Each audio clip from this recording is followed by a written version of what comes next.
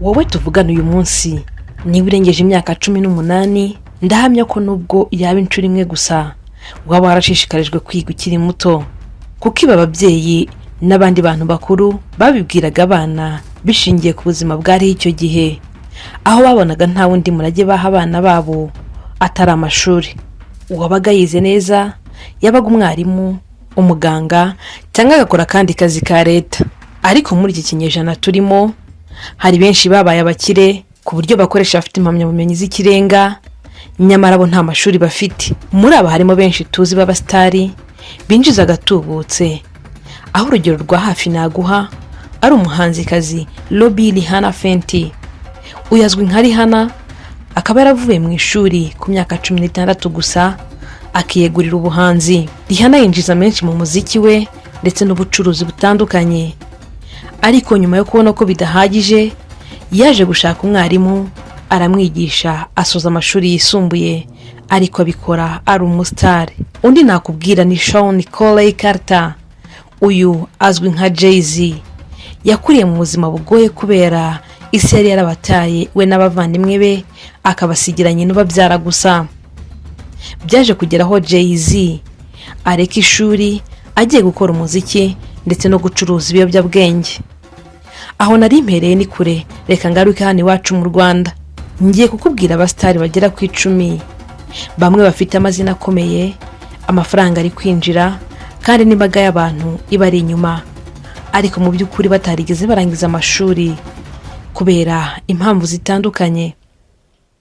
Ku mwanya wa mbere turahasanga Mukobwa Jana Asifiwe. Uyu nguyu azwi cyane ku izina rya Miki. Ni umukinnyi w'amafilime akaba yarabaye n'umwanditsi wayo, aho yagaragaye mu biganiro bitandukanye avuga ko atasoje amashuri kubera ibibazo byo mu miryango. Papa yarapfuye, mama narafunze. Mama yarafunze, bakimara kumufunga nigaga ndumva ari nko mu wa kabiri nimba atari mu wa mbere. Iba ariko ntibyamuciye intege kuko bari umustari muri sinema nyarwanda. Ndetse tariki ya 31 Mutarama uyu mwaka Miki yashyingiranwe na Giraneza Pacifique uzwi nka Agi Promoter, wamamaye mu kumenyekanisha ibihangano by'abahanzi. Reka twerekeze ku mwanya wa kabiri, turahasanga Usanase Sharon. Uyu azwi nka Jackie w'i Rwanda. Uyu azwi cyane ku mbuga nkoranyambaga TikTok ndetse na YouTube. Ni ukubera amashusho y'ibiganiro bitandukanye agenda akora. Jackie kandi mu biganiro bitandukanye yagiye akora yagaragaje yuko atasoje amashuri kubera ibibazo byo mu miryango, dore ko yari yarasigaye ari imfubyi arererwa mu muryango. Uyu kandi yigeze no gufungwa akurikiranweho gukora ibikorwa by'iterasoni mu ruhame no gutangaza amakuru y'urukozasoni hakoreshejwe mudasobwa, gutukana mu ruhame no gushyira ahagaragara amashusho yerekeranye n'imikoreshereze y'ibitsina. Mu ntangiriro za 2025 Jackie yatangaje ko yahindutse maze arabatizwa. Nyuma yaho gato ariko ntibyagenze neza kuko yaje guhura n'uburwayi bwamaze hafi umwaka, ariko ubu ngubu ashima Imana ko yakinze ukuboko akaba yarakize. Nageze ku rwego mbwira Imana ndayigatira ishuri ni bwoko ki. Ngere kunyura mu bindi bitandukanye. Ndayibwira ati se wa Mana we ko nanyuze muri byinshi, naraye mu muhanda, nafashwe ku ngufu, nagize gute, ariko ugakomeza ukanzigama nkabaho. Iri shuri bwo ni bwoko ki wa Mana. Turacyari kuri rwa rutonde rwacu aho tugeze ku mwanya wa 3 w'abastari mu Rwanda batigeze basoza amashuri yabo. Ku mwanya wa 3 turahasanga Habiyaremye Zakari. Uyu azwi nka Bishop Gafaranga. Ni umunyarwenya akaba n'umuvugabutumwa. Amenyerewe cyane nawe ku mbuga nkoranyambaga nka YouTube kubera urwenya rwe n'ibiganiro bivuga ku buzima bwo mu rugo.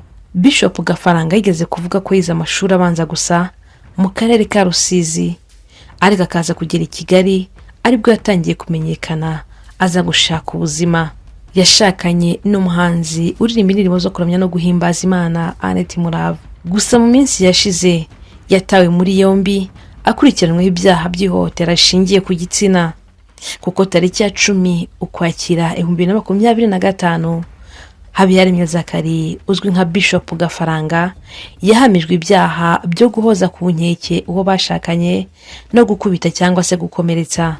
Icyo gihe yahanishijwe igihano cy'igifungo cy'umwaka umwe usubitswe n'ihazabu y'ibihumbi 100. Ku mwanya wa 4 reka tuhasange Kambare Wironja uyazwi cyane ku mbuga nkoranyambaga nka Jay Squeezo wa Mipango, Icyogere mu Nkuba, akaba umwami w'abagore cyangwa se umwitekasuku. Ni umunyarwanda wamenyekanye cyane binyuze mu biganiro bitandukanye ndetse n'ibitekerezo byinshi byiganjemo ubucukumbuzi, ariko agashyiramo n'ibitutsi. Kugeza amashuri yize ntabwo atangazwa neza, ariko abamuzi bavuga ko ashobora kuba atarasoje amashuri ye. Ni mu gihe wavuga ko aherutse no gusoza icyiciro cya maîtrise. Ubu ndi umwigisha bisanzwe maîtrise zo. N'uwangu waje gukorana kuri mwarimu niba byumve, ariko uyu munsi noneho ngira ngo impaka ziracitse. Uyu akaba ari umunyarwanda utuye muri Leta Zunze Ubumwe za Amerika muri leta ya Arizona. Mu minsi ishize nibwo yatangaje ko yatewe n'abagizi ba nabi aho atuye muri Arizona, bakamukubita bikomeye bakamusiga ari intere. Reka tujye ku mwanya wa 5 tuhasange Venuste Bahizi uyazwi nka Nzovu. Yamenyekanye cyane binyuze mu rwenya aho akina kenshi ari kumwe n'undi munyarwenya witwa Yakamwana. Aba bombi bamenyekanye cyane binyuze ku mbuga nkoranyambaga nka TikTok na Instagram. Ku mwanya wa 6 tuhasanga Gasore Pacifique. Uyu azwi nka Yakamwana yamenyekanye mu biganiro bya YouTube aho mu 2020 bwo yanakinnye muri filime zitandukanye zirimo iyitwa Gatarina ya Mutoni Asia.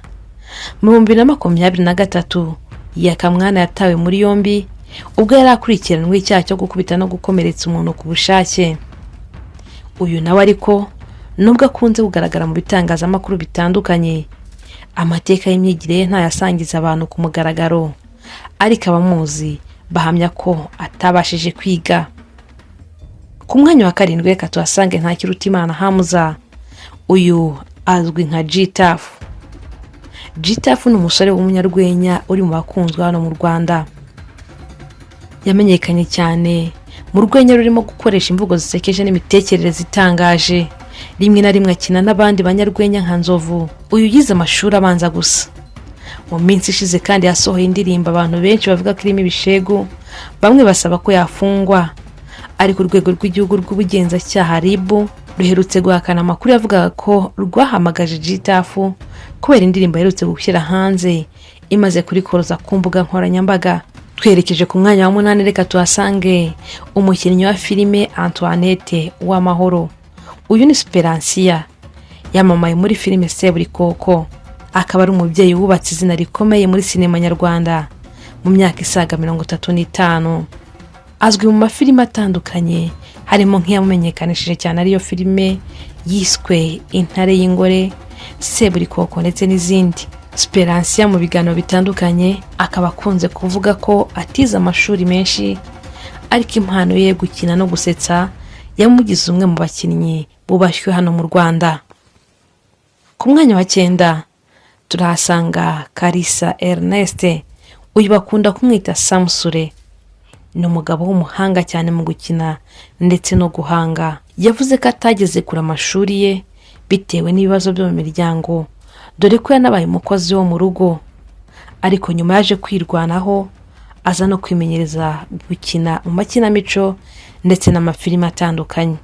Uyu yagarutse mu Rwanda tariki ya 12 Gashyantare uyu mwaka, nyuma y'imyaka igera kuri 3 yari amaze i Maputo muri Mozambique aho yari yarahunze amadeni. Agaruka yavuze ko yakemuye amadeni yamujyanye ndetse afite intego yo gusubukura ibikorwa bye bya sinema. Ni nyuma y'uko yari yarakatiwe n'urukiko rw'ibanze rwa Nyarugenge igihano cy'imyaka 2 isubitse mu gihe cy'umwaka umwe n'ihazabu ya miliyoni 3 ku cyaha cyo gutanga sheki itazigamiye. Tugana ku musozo w'urutonde rwacu, reka tugere ku mwanya wa 10 turahasanga umunyarwenya cyangwa se umugabo uzwi nka Nyamabondo. Nyamabondo azwi mu biganiro bitandukanye byo ku mbuga nkoranyambaga, ariko cyane cyane ku muyoboro wa YouTube. Akunze kugaragara mu biganiro by'urwenya n'ibitekerezo bisekeje bishingiye ku buzima bwa buri munsi, dore ko ari n'umufana ukomeye w'ikipe ya Arsenal.